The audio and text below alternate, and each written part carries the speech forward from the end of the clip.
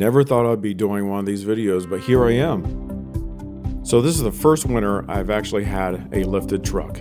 For all you truck owners out there who also have a lifted truck, this video is for you. So pay close attention. You ever go through the night or the early morning hours where people are just doing this to you? Yeah, they think you have your high beams on. A standard truck has a little bit of a lift towards the back.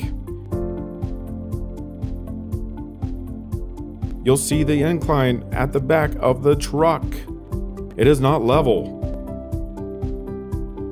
When you have a lifted truck, such as mine right here, you'll have ground clearance. I have a 6-inch lift, and it is totally level from front axle to the rear. Let me give you a prime example. A standard truck will look like this to an oncoming car. As you notice, the lights do not come in contact with the other passenger or driver. A lifted truck will be level, first of all, and will shoot the beams farther down, making it appear like the high beams are on the truck. Low beams, high beams, low beams, high beams.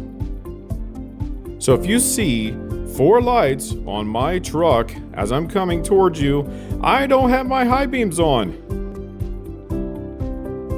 Be nice to truckers, because if you get stuck in the snow, we may not pull you out.